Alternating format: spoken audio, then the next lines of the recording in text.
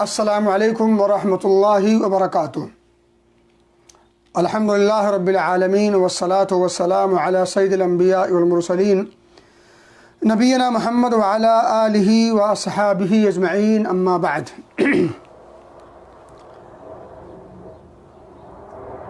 بھائیوں اور دوستوں اور عزیز ساتھیوں، جیسا کہ آپ کو پتہ چل گیا ہوگا کہ نیٹ ورک ہمارے ساتھ ہے، آنکھ مچولی کھیل رہا ہے۔ اب امید ہے کہ انشاءاللہ خیر ہوگا۔ میرے بھائی، میرے دوست، ہم اللہ کے بندے ہیں۔ اللہ رب العزت نے ہمیں پیدا کیا ہے اور ہم تمام انسانوں کی سوچ، فکر، ذہنیت، ان تمام چیزوں میں اختلاف ہے، اور اس اختلاف کو سمجھنا ہو اگر تو میں صرف ایک مثال دے دوں۔ ایک جوڑا ہے، میاں اور بیوی،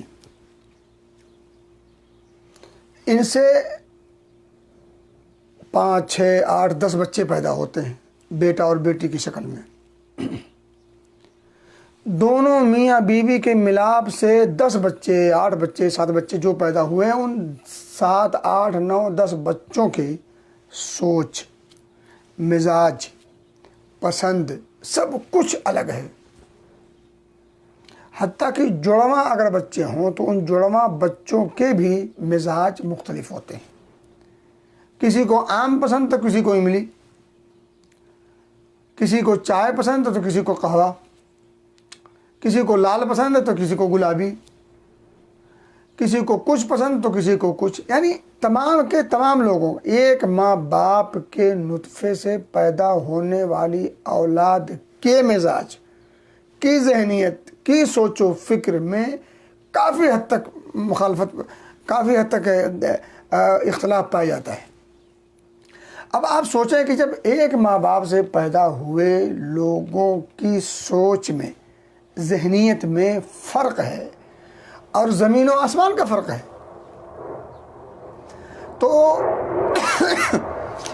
پوری دنیا میں جتنے لوگوں کو اللہ نے پیدا کیا ہے، تمام کے تمام لوگوں کی سوچ اور فکر مختلف ہوگی، اور حقیقت ہے۔ ایک کلمہ پڑھنے کے بعد بھی، ایک اللہ ماننے کے بعد بھی، ایک رسول کو ماننے اور اقرار کرنے کے بعد بھی، ایک کتاب پر ایمان لانے کے بعد بھی، ایک قبلہ کی طرف منہ کر کے، رخ کر کے نماز پڑھنے کے باوجود بھی کتنے اختلافات ہم میں پائے جاتے ہیں۔ حالانکہ نبی پاک صلی اللہ علیہ وسلم جیسا اسوہ اور نمونہ بھی ہمارے سامنے موجود ہے، پھر بھی اختلاف۔ ہم سب میں اختلاف پائے جائیں گے، یہ ناگزیر ہے، یعنی ہو کر کے رہے گا، اس سے چھٹکارے کی کوئی شکل نہیں۔ نبی پاک صلی اللہ علیہ وسلم موجود تھے، آپ کی موجودگی میں بھی صحابہ کرام بعض مواقع پر آپس میں اختلاف کر بیٹھتے تھے۔ اب آپ سوچیں، اتنا مناسب، اتنا بہتر دور جس میں خود نبی پاک صلی اللہ علیہ وسلم بنفس نفیس موجود ہوں، اس دور میں بھی ذہن کے اختلاف کی وجہ سے، طبیعت کے اختلاف کی وجہ سے باتوں میں، قول میں، آراء میں اختلاف ہو جاتا تھا۔ کہنے کی بات یہ ہے کہ اختلاف ہو کے رہے گا، اختلاف ہوتا رہے گا، اختلاف سے بچاؤ کی کوئی شکل نہیں ہے، اور اختلاف نقصان دہ چیز ہے۔ اختلاف سے جہاں انسان کا امن و چین و سکون غارت ہوتا ہے، وہیں بڑے بڑے نقصانات بھی اٹھانے پڑتے ہیں۔ یعنی اختلاف کسی بھی شکل میں، اس سے بچنے کی حتی الامکان کوشش کرنی ہمارے لیے ضروری ہے۔ جب یہ بات مسلم ہو گئی کہ ذہن مختلف ہے، سوچ و فکر مختلف ہے، طبیعت میں اختلاف ہے، تو پھر آراء میں، اقوال میں، اعمال میں اختلاف ہوگا۔ وہیں یہ بات بھی پکی ہو گئی کہ اختلاف ہمارے لیے دنیاوی اور اخروی دونوں طور پر، سیاسی اور سماجی اور اخلاقی ہر طور پر بھی نقصان دہ ہے۔ تو یہ بات ماننی پڑے کہ پھر ہمیں اختلاف سے بچنا ہے۔ اختلاف ہوگا مگر اس سے بچنا ہے، اس کی کوئی راہ نکالو۔ اب جب ہم راہ نکالیں گے تو ظاہر سی بات ہے کوئی ایسی راہ نکالی جائے جس پر سب متفق ہو سکیں،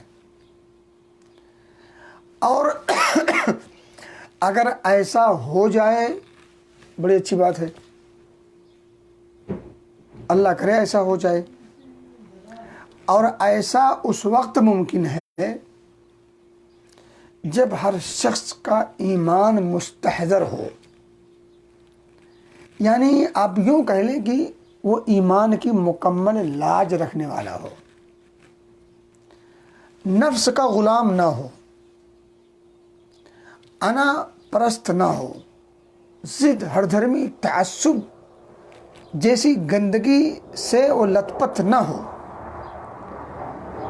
اب ان گندگیوں سے بچنا بھی سب کا محال ہے۔ ایسا نہیں ہو سکتا کہ ہر آدمی ہو اور وہ ضد نہ کرے، انا پر نہ آئے، اور تعصب سے پاک ہو، اور یہ اور وہ۔ بہت کم آپ کو ملیں گے، نمک دال میں نمک کے برابر بھی نہیں ملیں گے۔ لیکن بہرحال ہمیں اختلاف سے بچنا ہے کیونکہ اس کا نقصان ہے۔ اور میں نے آپ کو بتایا کہ ہم پہلے کوشش کریں کوئی ایسی ہستی، کوئی ایسی شخصیت، کوئی ایسی ذات لے آئیں جس ذات پر سب متفق ہو سکے۔ ہمارے پاس موجود ہے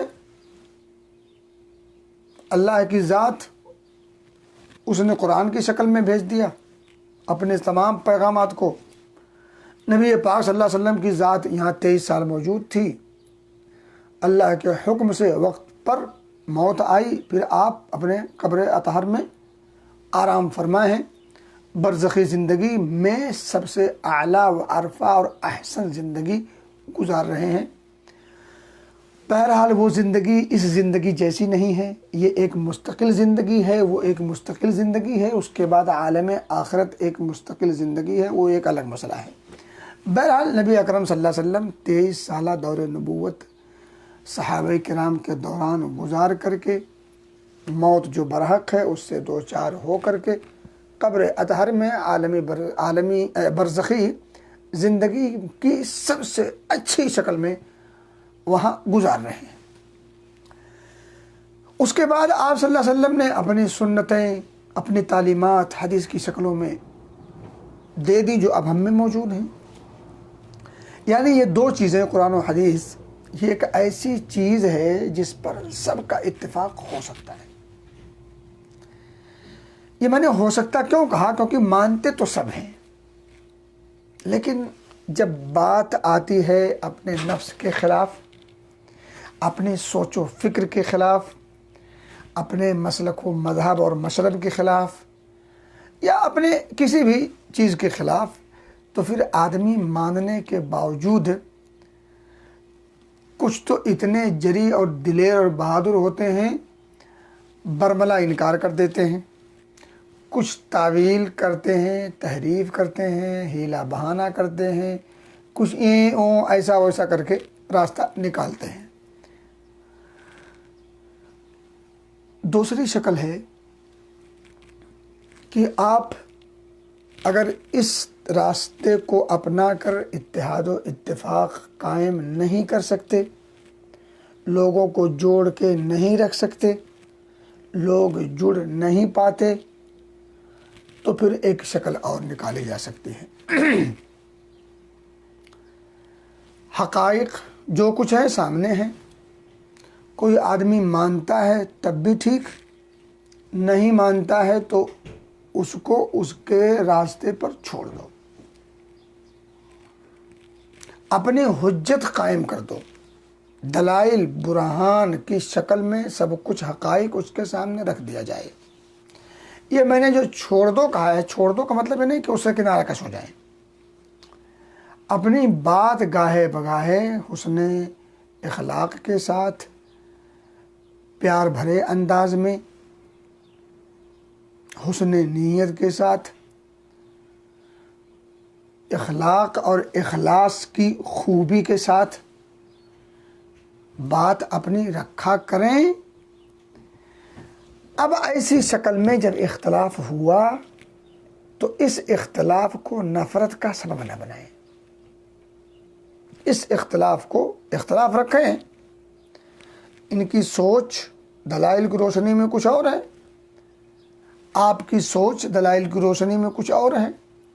اب کس کے دلائل اچھے ہیں، مضبوط ہیں، قوی ہیں، اس مسئلے سے میل کھاتے ہیں، کس کے نہیں میل کھاتے، کس کی دلیل صرف کہنے کے لیے ہے، کس کی دلیل حقیقت پر مبنی ہے، وہ سارے مسئلے اپنی جگہ پر، لیکن بہرحال اختلاف ہوا اور بننے کی جوڑنے کی کوئی شکل سمجھ میں نہیں آئی، تو اب راستے مختلف تو ہوئے۔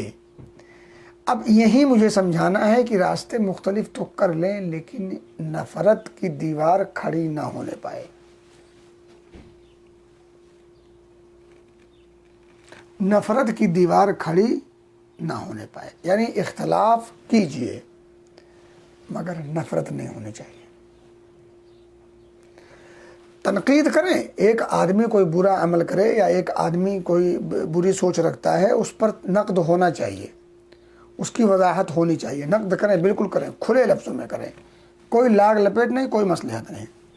جو چیز غلط ہے غلط کو غلط برملا کہا جائے، لیکن آداب کو، اخلاق کو، ان تمام چیزوں کو ملحوظ رکھا جائے اور نفرت کا بازار گرم نہ ہونے پائے، تنقیص نہ کی جائے، توہین نہ کی جائے، تحقیر نہ کی جائے، استہزاء اور مذاق ٹھٹھا نہ اڑایا جائے۔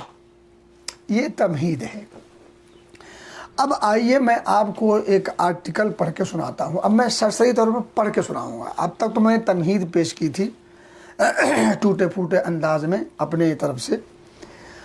اب میرے سامنے ایک آرٹیکل ہے، کسی نے کوئی مضمون مرتب کیا ہے، اسلاف کرام کے چند اقوال ہیں، اس کی ہیڈنگ یہی ہے کہ اختلاف کیجئے نفرت نہیں، تنقید کیجئے تنقیص نہیں۔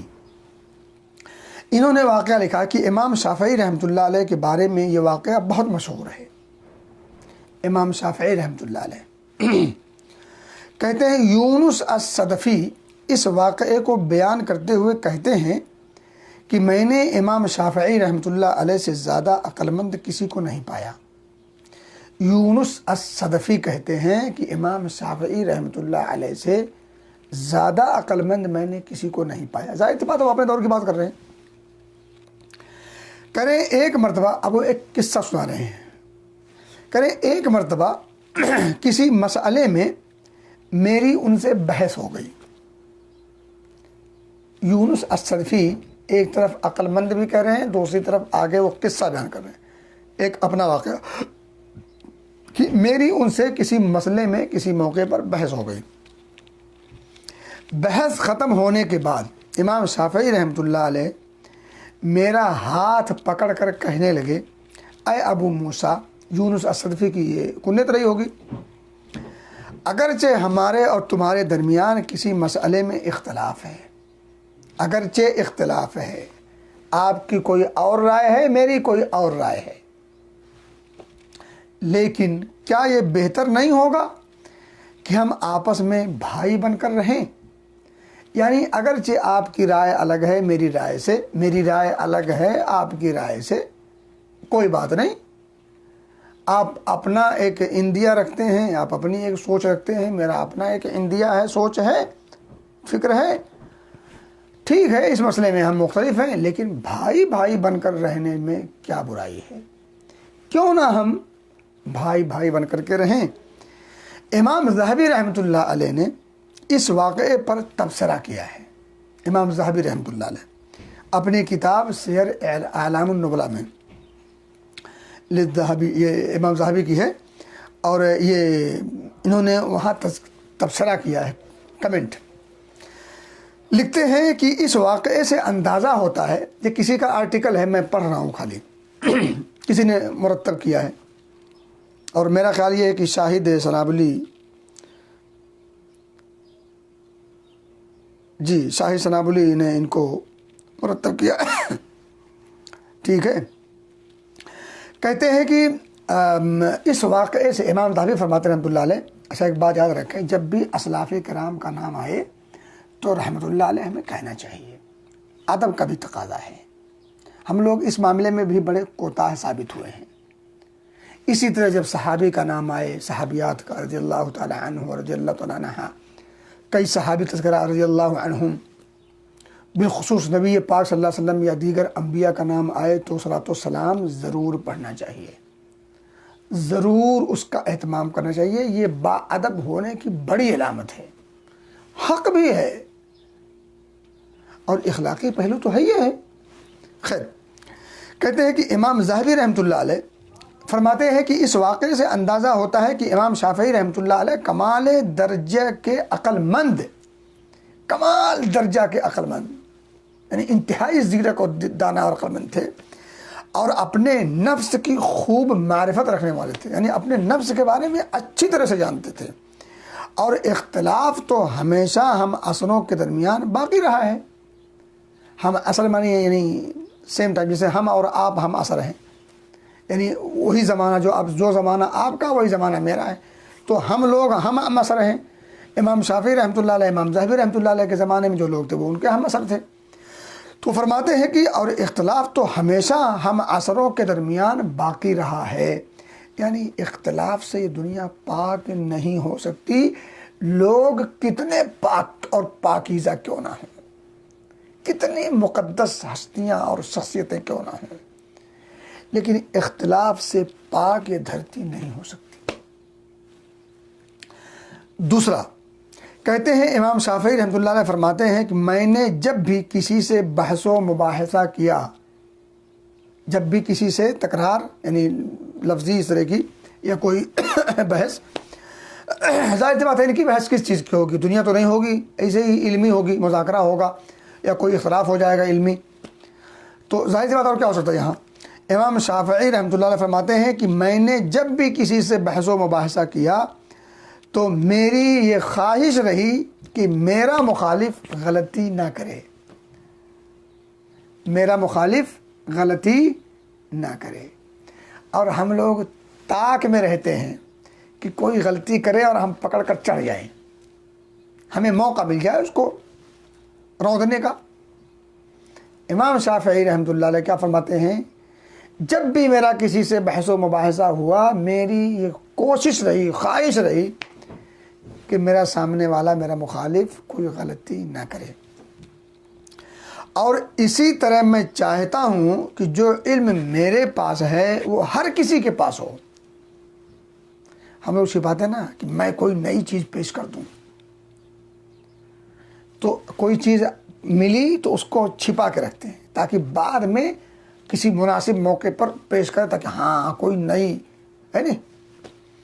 کہتے ہیں کہ اور اسی طرح میں چاہتا ہوں کہ جو علم میرے پاس ہے وہ ہر کسی کے پاس ہو، اور وہ علم میری طرف منسوب نہ کیا جائے، یعنی کوئی یہ نہ کہے کہ یہ امام شافعی رحمۃ اللہ علیہ نے کہا ہے۔ اور ہم جیسے لوگ اور اس دور کے لوگ دوسروں کی عبارتیں، دوسروں کی تحریریں، دوسروں کی باتیں اپنی طرف منسوب کر کے لوگوں میں پیش کرتے ہیں اور شو کرتے ہیں اور کہتے ہیں میں نے کہا، اور اس پر وہ داد بھی لیتے ہیں۔ یہ داد وہ داد نہیں ہو سکتی جو تحسین کے معنی میں ہو، خوبی کے معنی میں ہو، یہ داد کھجلی والی ہو سکتی ہے۔ بات دوسری کی ہو، اور آپ نے سنا ہوگا نا کہ مزہ مارے غازی میاں دھکا سائے مجاور، لکھا کسی اور نے، فائدہ کوئی اور اٹھائے، داد کسی اور کو ملے، تعریف کسی اور کی ہو۔ تو میں کہہ رہا تھا کہ کچھ لوگ ایسا کر جاتے ہیں، اور یہ ظاہر سی بات ہے ایسا وہی لوگ کرتے ہیں جو تعریف پسند ہوتے ہیں، جو تعریف پسند ہوتے ہیں، شہرت طلبی کی بیماری میں جو مبتلا ہوتے ہیں۔ یہ چوری ہے، کسی کی تحریر، کسی کی عبارت، کسی کی بات لو اور اس کو اپنے نام سے شائع کر دو۔ یہ اخلاقی جرم ہے، جرم ہے، جی ہاں۔ کہتے یہ آداب الشافعی و مناقبہ، یہ اس میں یہ واقعہ موجود ہے۔ نمبر 3، علامہ ابن تیمیہ رحمۃ اللہ علیہ فرماتے ہیں، یہ تیسرا واقعہ، فرماتے ہیں کہ یقیناً ہمارے اسلاف فروعی مسائل میں اختلاف رکھتے تھے۔ فروعی مسئلہ نماز، روزہ، حج، زکوٰۃ، یہ رو عقیدے کا مسئلہ نہیں، فروعی مسئلے، احکام مسائل۔ یقیناً ہمارے اسلاف فروعی مسائل میں اختلاف رکھتے تھے، تاہم اس کے باوجود ان کے مابین الفت و محبت اور باہمی تعلقات برقرار رہتے تھے۔ الفتاوی الکبریٰ لابن تیمیہ، جلد نمبر 6 صفحہ نمبر 92 سمجھا آپ نے کیا انہوں نے فرمایا؟ علامہ ابن تیمیہ رحمۃ اللہ علیہ نے کہہ رہے ہیں کہ اسلاف آپس میں اختلاف کرتے تھے، میں نے پہلے بتایا یہ ہوگا، لیکن ان کے دلوں میں آپس میں نفرت نہیں ہوتی تھی، بغض نہیں ہوتا تھا، عناد نہیں ہوتا، دشمنی نہیں ہوتی، یہ آپس میں الفت و محبت، پیار اور لگاؤ کی فضا کو برقرار رکھا کرتے تھے آپسی اختلاف کے باوجود۔ اللہ ہمیں توفیق دے، ہم اسلاف سے اپنی نسبتیں تو جوڑتے ہیں اور بڑے فخر سے جوڑتے ہیں، لیکن اسلاف کی خوبیوں کو اپنانے کی ہم کوشش نہیں کرتے۔ ہم قول کے غازی ہیں، کردار کے نہیں۔ اللہ ہمیں اقوال اور اعمال دونوں کی توفیق دے، کہنے سے زیادہ کرنے کی توفیق دے۔ میرے بھائی، میرے دوست، یہ صاحب تحریر لکھتے ہیں، کہتے ہیں سلف صالحین کے ہاں اختلاف کا یہ تصور اور طریقہ تھا، بحث و مباحثے کا یہ ادب اور سلیقہ تھا، اور وہ اسی تصور اور طریقے پر عمل پیرا تھے۔ ان کا مقصد یہ ہوتا تھا کہ حق واضح ہونا چاہیے، خواہ وہ میرے ذریعے سے ہو یا کسی اور کے، انہیں اس سے کوئی سروکار نہیں ہوتا تھا، انہیں اس چیز کی حرص نہیں ہوتی کہ وہ چیز مجھ سے واضح ہو۔ حرص کس بات کی ہوتی تھی؟ حق واضح ہو۔ تو سمجھیں، ہم لوگوں کے درمیان جب اختلاف ہوتا ہے تو ہم چاہتے ہیں کہ ہم حق کو ثابت کریں یا ہم جو کہیں وہی حق مانا جائے، لیکن ان کی سوچ کیا ہوتی تھی اسلاف کرام کی؟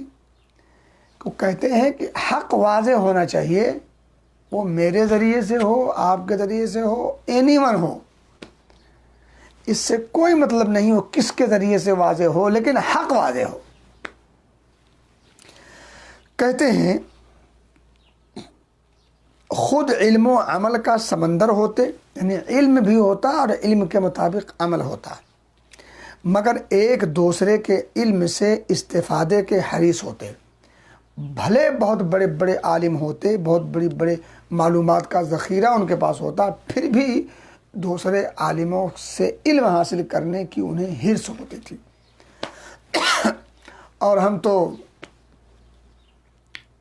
ترم خاں اکیلے ہیں، جو کچھ ہمارے پاس ہے وہی ہے اور اسی پر ہم مگن رہتے ہیں، آگے سوچنے، سمجھنے، پڑھنے، کسی سے علم حاصل کرنے، یہ ہم عیب سمجھتے ہیں، حالانکہ یہ عیب ہے۔ اللہ ہمیں اس عیب سے بچا کے رکھے۔ آگے لکھتے ہیں دوسروں کے سامنے تواضع و خاکساری کے ساتھ پیش آتے، اسی لیے ان کے درمیان الفت و محبت قائم تھی، تعلقات برقرار رہتے تھے، ان کے علم میں برکت تھی، جو بولتے اور لکھتے وہ سند اور اعتبار کا درجہ رکھتی تھی۔ سبحان اللہ، کیا بات کہی ہے! کہہ رہے ہیں کہ وہ جہاں علم کے ساتھ عمل وہیں دوسروں کے سے علم حاصل کرنے اور ان کی عزت، احترام، ادب، سلیقہ، ان تمام چیزوں کو ملحوظ رکھتے تھے۔ اس لیے مخلص تھے نا، اس لیے جب بھی وہ کچھ لکھ دیتے، جب بھی کچھ بول دیتے تو وہ محفوظ ہو جاتا۔ پھر ان کے بولے ہوئے جملے، لکھے ہوئے کلمے سند کی حیثیت اختیار کر لیتے، قابل اعتبار ہو جاتے۔ اور آپ دیکھیں ان کی وفات کے کتنے سال ہو گئے، صدیاں بیت گئیں، لیکن آج بھی ہم ان کا نام بڑے ادب، احترام، پیار سے لیتے ہیں۔ اور رحمت اللہ علیہ کم سے کم ضرور کہتے ہیں۔ یہ نتیجہ تھا ان کے اخلاص کا، یہ نتیجہ تھا ان کے دل کی پاکیزگی کا، ان کے پاکیزہ دل ہونے کا۔ اللہ ہم سب کو سمجھ کی اور عمل کی توفیق دے۔ میرے بھائی، میرے دوست کہتے ہیں، اور اسی اخلاص کا نتیجہ ہے کہ اللہ تعالیٰ نے ان کی کتابوں اور ان کے اقوال کو وہ مقبولیت اور دوام بخشا کہ آج ہم انہیں پڑھ کر عش کرتے ہیں اور ان پر رشک کرتے ہیں، اور ہماری زبان سے بے ساختہ ان کے لیے دعائیں نکلتی ہیں۔ یہ بات ہو گئی ہے۔ آگے لکھتے ہیں، کہتے ہیں امام مالک رحمۃ اللہ علیہ کی کتاب موطا کے تعلق سے ایک واقعہ مشہور ہے۔ موطا جو امام مالک حدیث کی کتاب ہے، اس واقعہ جو مشہور ہے، جسے حافظ سیوطی رحمۃ اللہ علیہ نے اپنی کتاب تدریب الراوی میں بیان کیا ہے۔ واقعہ کیا ہے کہ امام مالک رحمۃ اللہ علیہ جب اپنی کتاب موطا لکھ رہے تھے تو لوگوں نے کہا کہ اس جیسی بہت ساری کتابیں لوگوں نے لکھ رکھی ہیں، پھر آپ کی اس کتاب کا کیا فائدہ ہوگا؟ ذرا رکیں۔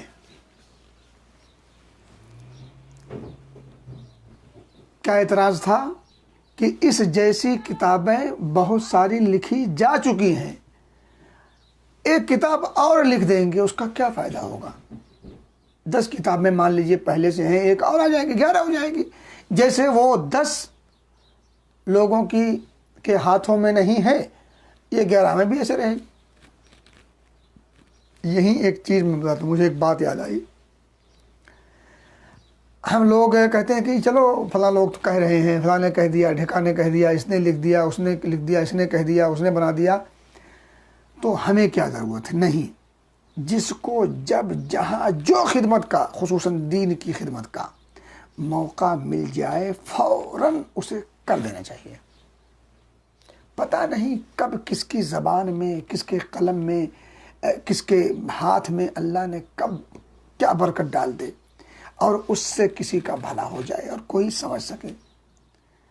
اس لیے یہ ذہن سے نکال دیں کہ اس موضوع پر اتنی کتابیں ہیں، اس موضوع پر اتنی ویڈیوز ہیں، اس موضوع پر میں نے اتنی ویڈیو سنی ہے، اس موضوع پر میں نے اتنے علماء کو سنا۔ میں آپ کو بھی کہہ رہا ہوں، سب کو سنا کریں۔ کوئی ضروری نہیں ہے کہ ایک دو جو آپ کے فیورٹ ہوں انہیں کو سنیں، تمام علماء کو سنا کریں، طالب علموں کو بھی سنا کریں، مجھ جیسے طالب علموں کو بھی سنا کریں کبھی کبھی، جیسا کہ آپ سنیں۔ اللہ مقبول، اللہ ہم سب کی قد و کاوشوں کو قبول فرمائے۔ یہ تو میں ایسے کہہ گیا یار، لیکن بہرحال اللہ قبول کرے۔ میں کہہ رہا تھا کہ سب کو سنا کریں۔ کیوں؟ اس لیے کہ پتہ نہیں کب کس کی زبان سے کون سی بات نکل جائے اور آپ کے دل میں گھر کر جائے۔ ضروری نہیں کہ ہر بات ایک ہی شخص کی، ہر شخص کے ذہن میں آئے، ہے نا؟ کہتے ہیں کہ جو واقعہ مشہور ہے، حافظ سیوطی رحمۃ اللہ علیہ نے اپنی کتاب تدریب الراوی میں بیان کیا ہے کہ امام مالک جب اپنی کتاب موطا لکھنے لگے تو کچھ لوگوں نے کہا کہ کیا آپ اس جیسی ایک کتاب اور لکھ رہے ہیں جو بہت ساری مارکیٹ میں پہلے سے موجود ہیں؟ کہہ رہے ہیں انہوں نے جواب دیا، اللہ اکبر، جواب دیا، ما کان للہ بقیہ، یعنی اللہ، یعنی کتاب اللہ کے لیے لکھی گئی، یعنی جو کتاب اللہ کے لیے لکھی گئی ہوگی وہ باقی رہے گی۔ اللہ اکبر، کیا جملہ ہے!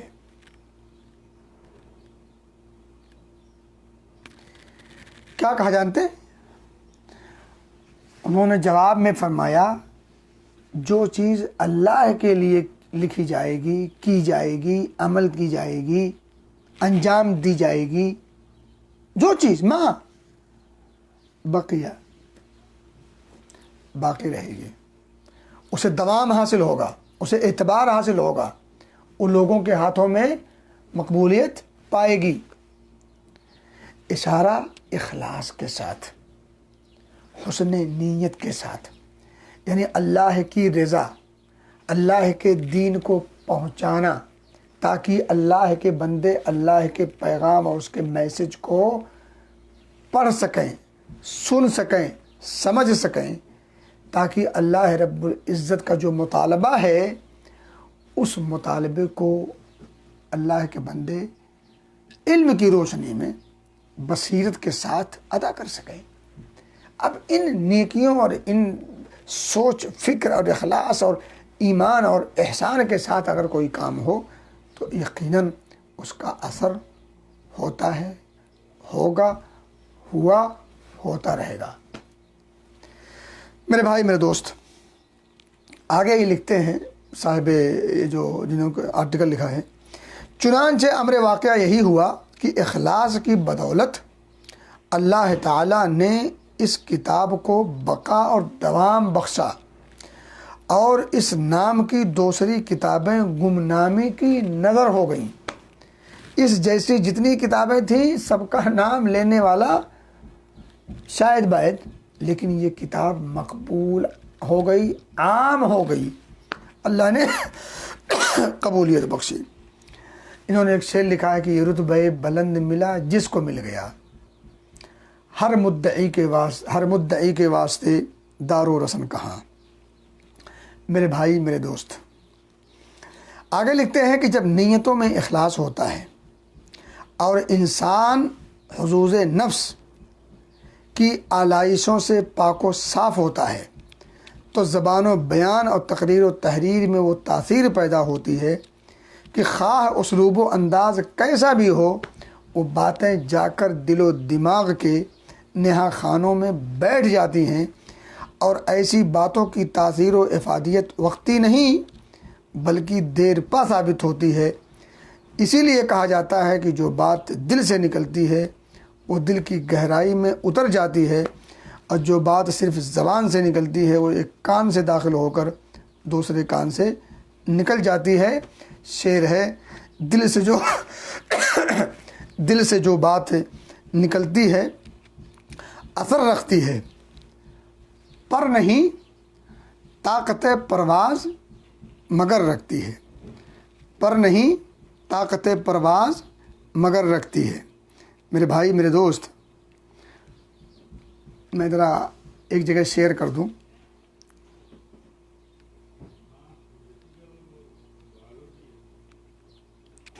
تو شو ہی نہیں کر رہا، چلیں خیر۔ کہہ رہے ہیں کہ حمدون القصار سے پوچھا گیا، کیا بات ہے سلف صالحین کی باتیں ہم سے زیادہ مؤثر اور نفع بخش ہوتی ہیں؟ انہوں نے جواب دیا، جب وہ بولتے تھے تو ان کی باتیں اسلام کی سربلندی، یعنی اسلام کی سربلندی، آگے ہے رحمان کی خوشنودی، اللہ اکبر، یہ میں پہلے کہہ چکا ہوں، اور نفس کی نجات کے لیے ہوتی تھی، نجات کا ذریعہ بن جائے یہ کار خیر، جبکہ ہماری باتیں، ہماری تقریریں اور تحریریں نفس کی سربلندی، یعنی میں نفس کی سربلندی، دنیا طلبی، شہرت اور ناموری کے لیے ہوتی ہیں۔ میرے بھائی، میرے دوست، آگے انہوں نے دعا کیا ہے۔ دعا کیا کیا ہے؟